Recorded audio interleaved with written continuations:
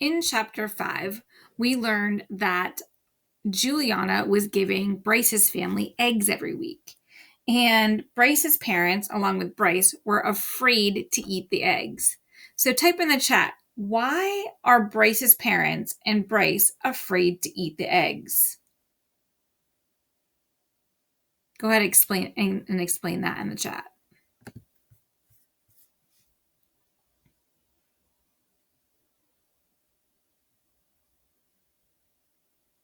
We know that Julie Baker is a pretty tough cookie, but in chapter 5, there was a scene that Julie Baker was crying. So, what finally made Julie Baker cry? Go ahead and type in the chat. What finally made Julie Baker cry?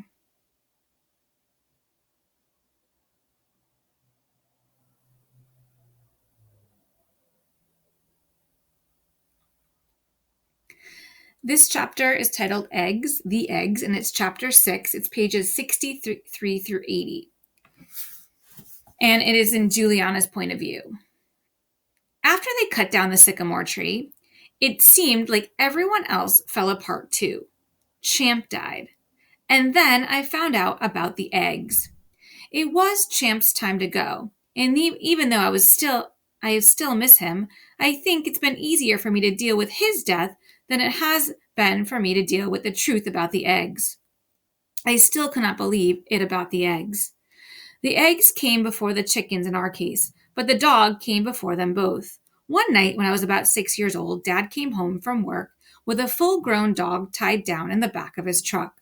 Someone had hit it in the middle of an intersection, and Dad had stopped to see how badly it was hurt. Then he noticed that the poor thing was skinny as a rail and didn't have any tags. Starving and completely disoriented, he told my mother, "Can you imagine someone abandoning their dog like that?" The whole family had converged on the front porch, and I could barely or hardly contain myself. A dog? A wonderful, happy, panty dog? I realize now that Champ was never much of a looker, but when you're 6, any dog, no matter how mangy, is a glorious, huggable creature. He looked pretty good to my brothers, too, but from the way my mother's face was pinched, I could tell she was thinking, abandon this dog? Oh, I can see it. I can definitely see it. What she said, though, was simply, there is no room for that animal in this house. Trina, my dad said, it's not a matter of ownership. It's a matter of compassion. You're not springing it on me as a pet, then. That is definitely not my intention. So they're describing this dog as mangy. Go ahead and type in the chat a synonym of the word mangy. What is a similar word or a synonym of the word mangy? Well, then what do you intend to do? Give him a decent meal, a bath, then maybe we'll place an ad and find him a home. She eyed him from across the threshold. There'll be no maybe about it. My brother said, we don't get to keep him? That's right. But Mom, they moaned. It's not open for discussion, she said. He gets a bath, he gets a meal, he gets an ad in the paper. My father put one arm around Matt's shoulders and the other around Mike's. Someday, boys, we'll get a puppy. My mother was already heading back inside, but over her shoulder came, not until you learn to keep your room neat, boys. By the end of the week, the dog was named Champ. By the end of the next week, he made it from the backyard into the kitchen area, and not too long after that, he was all moved in. It seemed nobody wanted a full-grown dog with a happy bark. Nobody but 4/5 of the Baker family, anyway. Then my mother started noticing an odor. A mysterious odor of indeterminate origin. We all admitted we smelled it too, but where my mother was convinced it was Eau de Champ, we disagreed. She had us bathing him so often that it couldn't possibly be him. We each sniffed him out pretty good, and he smelled perfectly rosy. My personal suspicion was that Matt or Mike were the ones not bathing enough, but I didn't want to get close enough to sniff them. And since our camp was divided on who was the culprit or culprits were, the odor was dubbed The mystery smell. Whole dinner time discussions revolved around the mystery smell, which my brothers found amusing and my mother did not. Then, one day, my mother cracked the case, and she might have cracked Champ's skull as well if my dad hadn't come to the rescue and shooed him outside. Mom was fuming. I told you it was him. The mystery smell comes from the mystery pisser. Did you see that? Did you see that? He just squirted on the end table. My father raced with a roll of paper towels to where Champ had been and said, Where? Where is it? All of 3 drops were dripping down the table leg.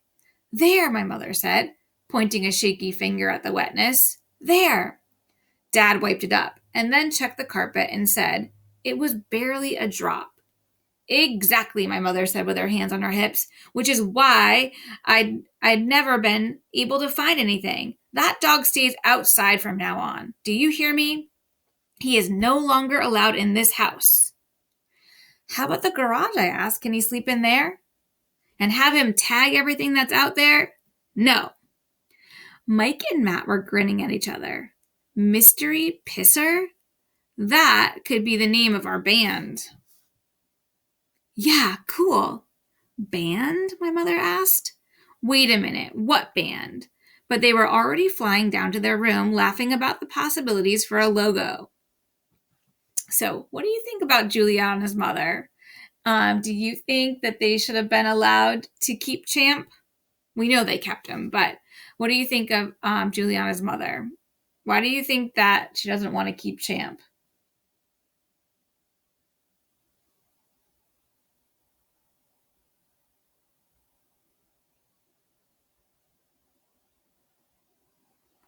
And next question, what was the mystery smell? What was the mystery smell?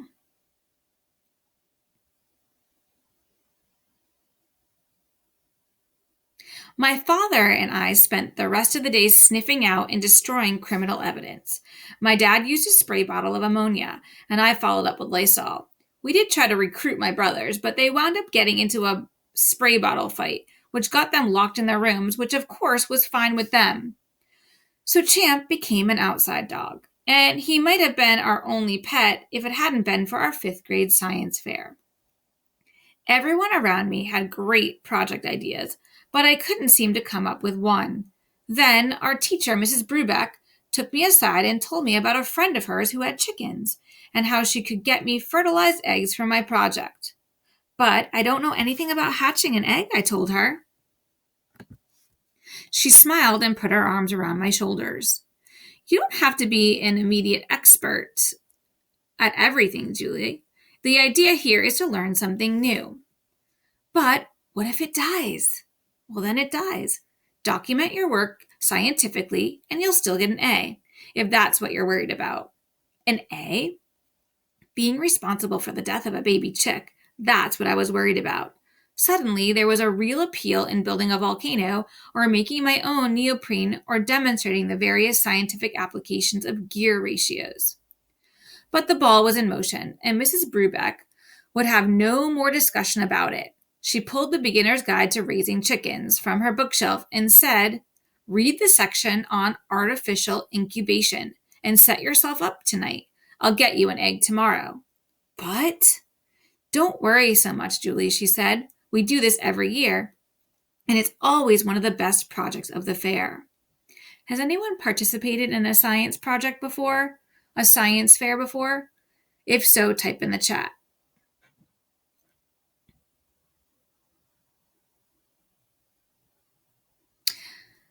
I said but she was gone, off to put an end to some other student's battle with indecision. That night, I was more worried than ever. I read the chapter on incubation and at least 4 times and was still confused about where to start. I didn't happen to have an old aquarium lying around. We didn't happen to have an incubation thermometer. Would a deep fry model work? I was supposed to control humidity too, or horrible things could happen to the chick. Too dry and the chick couldn't peck out, and too wet it would die of mushy chick disease. Mushy chick disease? My mother, being the sensible person that she is, told me to tell Mrs. Brubeck that I simply wouldn't be hatching a chick. Have you considered growing beans? She asked. My father, however, understood that you can't refuse to do your teacher's assignment, and he promised to help. An incubator is not difficult to build. We'll make one after dinner.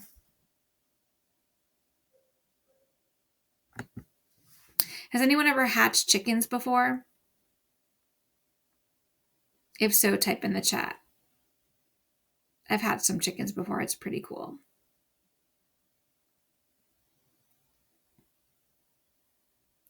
How my father knows exactly where things are in the garage is one of the wonders of the universe. How he knew about incubators, however, was revealed to me while he was drilling a 1-inch hole in our old scrap of plexiglass. I raised a duck from an egg when I was in high school, he grinned at me. Science fair project. A duck? Yes, but the principle is the same for all poultry. Keep the temperature constant and the humidity right. Turn the egg several times a day, and in a few weeks you'll have yourself a little peeper. He handed me a light bulb and an extension cord with a socket attached. Fasten this through the hole in the plexiglass. I'll find some thermometers. Some? We need more than one? We have to make a hygrometer. Hygrometer? To check the humidity inside the incubator. It's just a thermometer with wet gauze around the bulb. I smiled. No mushy chick disease? He smiled back. Precisely. By the next afternoon, I had not one, but 6 chicken eggs incubating in a cozy 102 Fahrenheit. They don't all make it, Julie, Mrs. Brubeck told me. Hope for 1, the record's 3.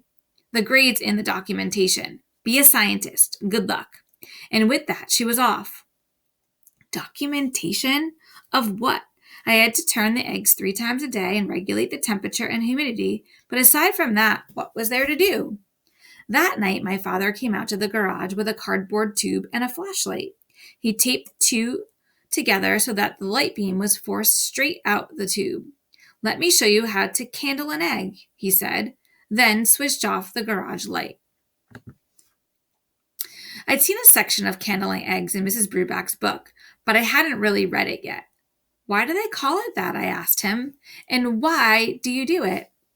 People used candles to do this before they had incandescent lighting. He held an egg up to the cardboard tube. The light lets you see through the shell so you can watch the embryo develop. Then you can cull the weak ones if necessary. Kill them? Cull them. Remove the ones that don't develop properly. But wouldn't that also kill them? He looked at me. Leaving an egg you should cull might have disastrous results on the healthy ones. Why? Wouldn't it just not hatch? He went back to the lighting up the egg. It might explode and contaminate the other eggs with bacteria. Explode? Between mushy chick disease, exploding eggs, and culling, this project was turning out to be the worst. Then my father said, Look here, Juliana, you can see the embryo. He held the flashlight and egg out so I could see it. I looked inside and he said, See the dark spot there in the middle with all the veins leading to it? The thing that looks like a bean? That's it. Suddenly it felt real. The egg was alive. I quickly checked the rest of the group. They were little bean babies in all of them. Surely they had to live. Surely they would all make it. Dad, can I take the incubator inside? It might get too cold out here at night, don't you think? I was going to suggest the same thing. Why don't you prop open the door and I'll carry it for you? For the next 2 weeks, I was completely consumed with the growing chicks. I labeled the eggs A, B, C, D, E, and F, but before long they had names too. Abby, Bonnie, Clyde, Dexter, Eunice, and Florence. Every day I weighed them, candled them, and turned them. I even thought it might be good for them to hear some clucking. So for a while I did that too, but clucking is tiring. It was much easier to hum around my quiet little flock, so I did that instead. Soon I was humming without even thinking about it, because when I was around my eggs, I was happy. I read The Beginner's Guide to Raising Chickens cover to cover twice. For my project, I drew diagrams of various stages of an embryo's development. I made a giant chicken poster. I graphed the daily fluctuations in temperature and humidity, and I made a line chart documenting the weight loss of each egg. On the outside of the eggs were boring, but I knew what was happening on the inside. Then, 2 days before the science fair, I was candling Bonnie when I noticed something. I called my dad into my room and said, "Look, Dad, look at this. Is that the heart beating?" He studied it for a moment and smiled and said, "Let me get your mother." So the three of us crowded around and watched Bonnie's heartbeat, and even my mother had to admit that it was absolutely amazing. Clyde was the first to pip, and of course he did it right before I had to leave for school. His little beak cracked through, and while I held my breath and waited, he rested and rested. Finally his beak poked through again, but almost right away. He rested again. How could I go to school and just leave him this way? What if he needed my help? Surely this was a valid reason to stay home, at least for a little while. Type in the chat. Do you think that's a valid reason to stay home? Do you think Julie should stay and watch the chicks?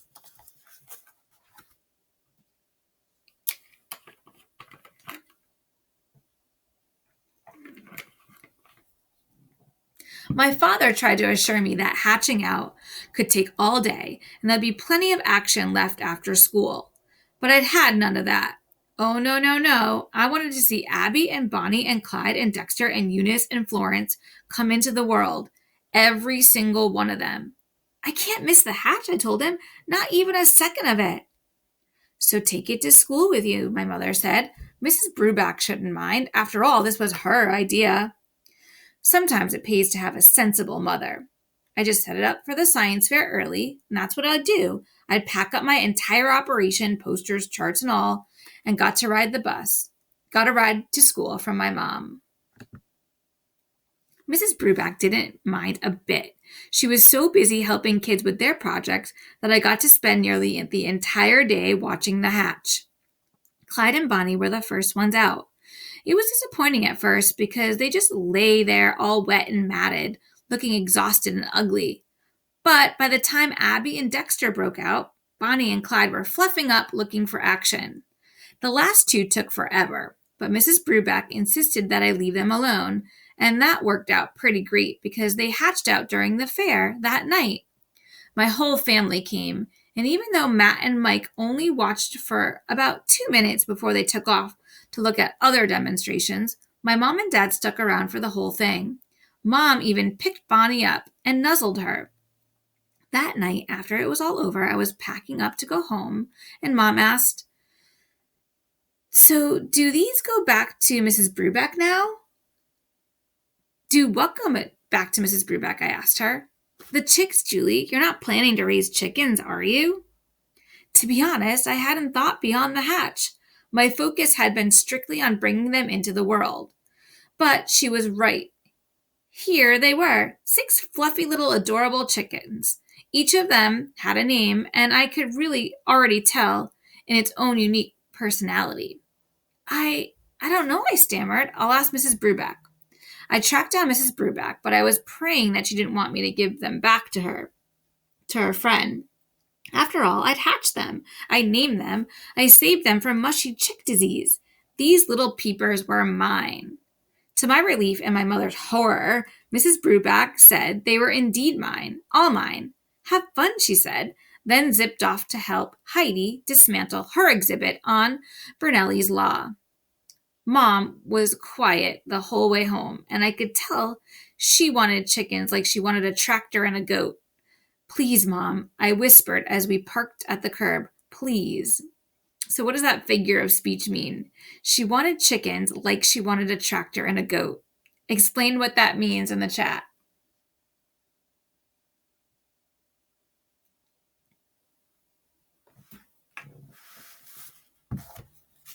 She covered her face. "Where are we going to raise chickens, Julie? Where?" "In the backyard?" I didn't know what else to suggest. "What about Champ?" "They'll get along, Mom. I'll teach him, I promise." My dad said softly, "Well, they're pretty self-sufficient, Trina." But then the boys piped up with, "Champ will piss him to death, Mom." And then suddenly they were on a roll. "Yeah, but you won't even notice because they're yellow already." Whoa, yellow already. Cool name. That could work, but wait, people might think we mean our bellies. Oh yeah, forget that. Yeah, let's just kill the chick. Let him kill the chicks. My brothers looked at each other with enormous eyes and started up all over again. Kill the chicks? That's it. Get it? You mean like we're chick killers? Or like we will kill the chicks? Dad turned around and said, Out, both of you boys, get out. Go find a name elsewhere. So they scrambled out, and the three of us sat in the car, with only the gentle peep, peep, peep from the little flock breaking the silence. Finally, my mother heaved a heavy sigh and said, They don't cost much to keep, do they? My dad shook his head. They eat bugs, Trina, and a little feed, and they're very low maintenance. So I know we have some people in here that have chickens. Would you agree with Dad? Are chickens low maintenance?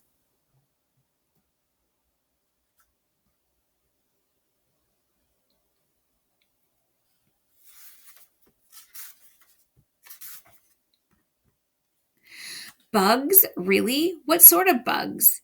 Earwigs, worms, roly-polies, probably spiders if they can catch them. I think they even eat snails too. Seriously? My mother smiled. Well, in that case, oh, thank you, Mom, thank you. And that's how we wound up with chickens. What none of us thought of was that 6 chickens scratching for bugs not only gets rid of bugs, but it also tears up grass. Within 6 months, there was nothing whatsoever left of our yard. What we also didn't think of was that chicken feed attracts mice, and mice attract cats, feral cats.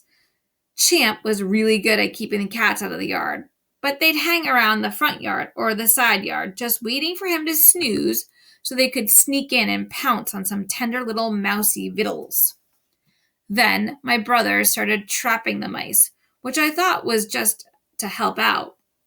I didn't suspect a thing until the day I heard my mother screaming from the depths of their room. They were, it turns out, raising a boa constrictor.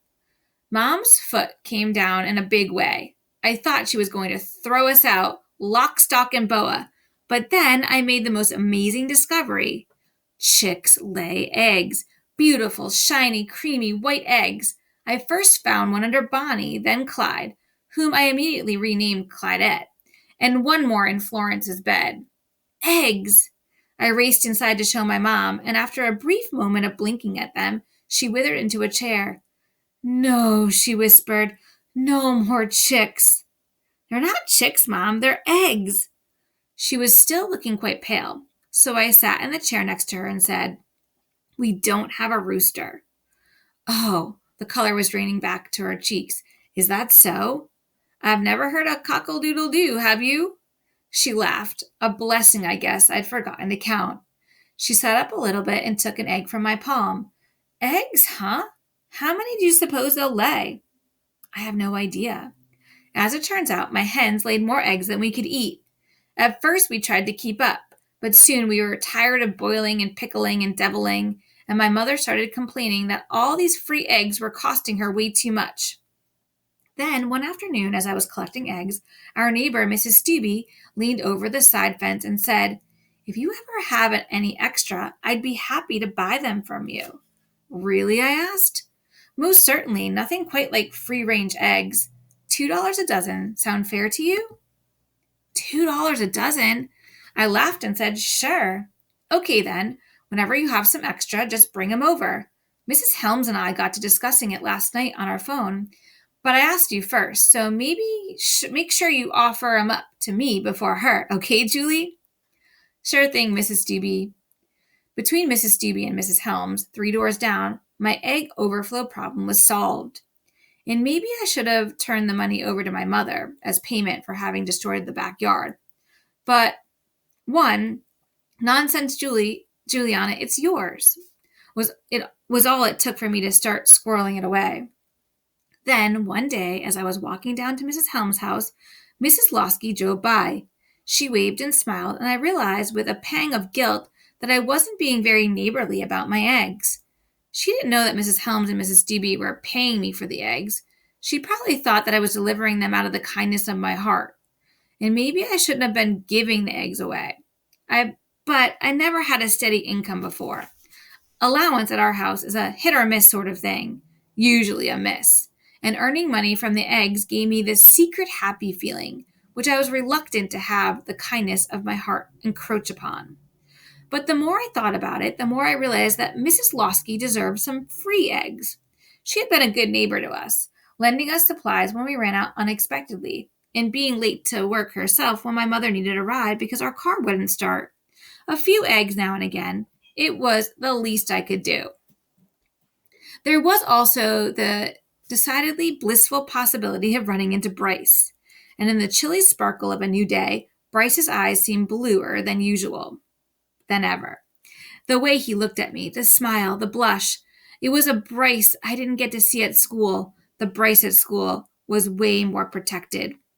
By the third time I brought eggs over to the Loskys, I realized that Bryce was waiting for me, waiting to pull the door open and say, "Thanks, Julie," and then, "See you at school." It was worth it. Even after Mrs. Helms and Mrs. Stubbe offered me more money per dozen, it was still worth it. So, through the rest of 6th grade, through all of 7th grade, and most of 8th, I delivered eggs to the Loskys. The very best, shiniest eggs went straight to the Loskys, and in return, I got a few moments alone with the most dazzling eyes. It was a bargain. Then they cut down the sycamore tree, and 2 weeks later, Champ died. He'd been spending a lot of time sleeping, and even though we didn't really know how old he was, no one was really surprised when one night Dad went out to feed him and discovered he was dead. We buried him in the backyard, and my brothers put up a cross that read, "Here lies the mystery pisser, P.I.P." I was upset and pretty dazed for a while. It was raining a lot, and I was riding my bike to school to avoid having to take the bus. And each day when I got home, I retreat to my room, lose myself in a novel, and simply forget about collecting eggs. Can anyone relate to Julie right now? Has anyone ever lost a pet before?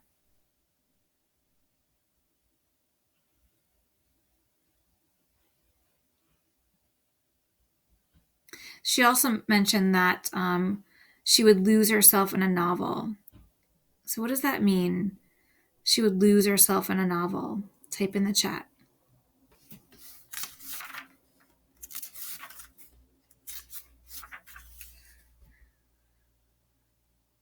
Mrs. Stubbe was the one who got me back on schedule. She called to say she'd read about the tree in the paper and was sorry about everything that had happened. And it had been some time now, and she missed her eggs and was worried that my hens might quit laying. Distress can push a bird straight into molting, and we wouldn't want that. Feathers everywhere and not an egg in sight. I'm quite allergic to the feathers myself, or I'd probably have a flock of my own, but never you mind. You just bring 'em over when you're up to it. Alls I wanted was to check in and let you know how sorry I was about the tree, and your dog too. Your mother mentioned he passed away. So I got to work. I cleared away the eggs I neglected and got back into my routine of collecting and cleaning. And one morning, when I had enough, I made the rounds. First Miss Stubbe, then Mrs. Helms, and finally the Loskys. And as I stood at the Loskys' threshold, it occurred to me that I hadn't seen Bryce in the longest time. Sure, we both been at school, but I'd been so preoccupied with other things that I hadn't really seen him. My heart started beating faster when the door whooshed open and his blue eyes looked right at me. It took everything I had just to say, "Here." He took the half carton and said, "You know, you don't have to give us these." "I know," I said, and looked down. We stood there for a record-breaking amount of time, saying nothing. Finally, he said, "So, are you going to start riding the bus again?" I looked up at him and shrugged. "I don't know. I haven't been up there since, you know." "It doesn't look so bad anymore. It's all cleared. They'll probably start on the foundation soon." It all sounded perfectly awful to me. "Well," he said, "I've got to get ready for school. See you there." Then he smiled and closed the door. For some reason, I just stood there. I felt odd, out of sorts, disconnected from everything around me. Was I ever going to go back up to Collier Street? I had to eventually, or so my mother said. Was I making it harder? Suddenly, the door flew open, and Bryce came hurrying out with an overfull kitchen trash can in his hands. Julie, he said, what are you still doing here? He startled me, too. I didn't know what I was still doing there, and I just was so flustered that I would probably have just run home if he hadn't started struggling with the trash, trying to shove the contents down. I reached over and said, Do you need help? Because it looked like he was about to spill the trash. Then I saw the corner of an egg carton. This just wasn't any egg carton either. It was my egg carton, the one I just brought him. And through the little blue cardboard arcs, I could see eggs. I looked from him to the eggs and said, What happened? Did you drop them? Yeah, he said quickly. Yeah, and I'm really sorry about that. He tried to stop me, but I took the carton from the trash, saying, All of them? I opened the carton and gasped, 6 whole perfect eggs? Why'd you throw them away? He pushed past me and ran around the house to the trash bin, and I followed him, waiting for an answer. He shook the garbage out and then turned to face me. Does the word salmonella mean anything to you? Salmonella, but... My mother doesn't think it's worth the risk. I followed him back to the porch. Are you saying she won't eat them because she's afraid of being poisoned? Poison? Why? Because your backyard is like covered in turds. I mean, look at your place, Julie. He pointed at our house and said, Just look at it. It's a complete dive. It is not, I cried. But the truth was sitting right across the street. Impossible to deny. My throat suddenly choked closed, and I found it painful to speak. Have you always thrown them away? He shrugged and looked down. Julie, look, we didn't want to hurt your feelings. My feelings? Do you realize Mrs. Stubbe and Mrs. Helms pay me for my eggs? You're kidding. No, they pay me $2 a dozen. No way.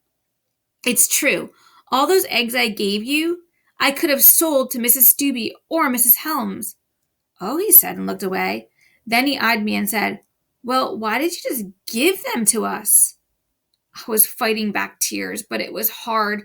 I choked out, I was trying to be neighborly. He put down the trash can, then did something that made my brain freeze. He held me by the shoulders and looked me right in the eyes. Mrs. Stubbe's your neighbor, isn't she? So's Mrs. Helms, right? Why be neighborly to us and not them? What was he trying to say? Was it still so obvious how I felt about him?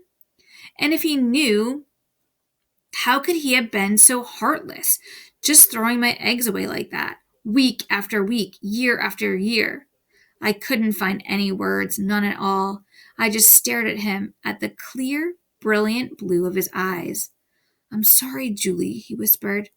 I stumbled home, embarrassed and confused, my heart completely open. So just reflecting on this chapter, type in the chat, what was the mystery smell?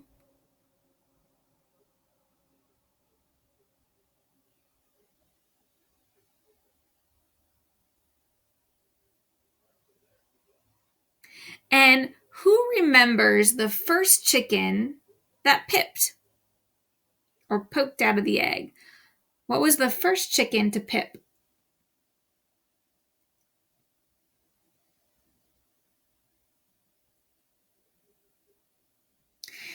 And last question, why do you think Julie gave her eggs to the Loskis?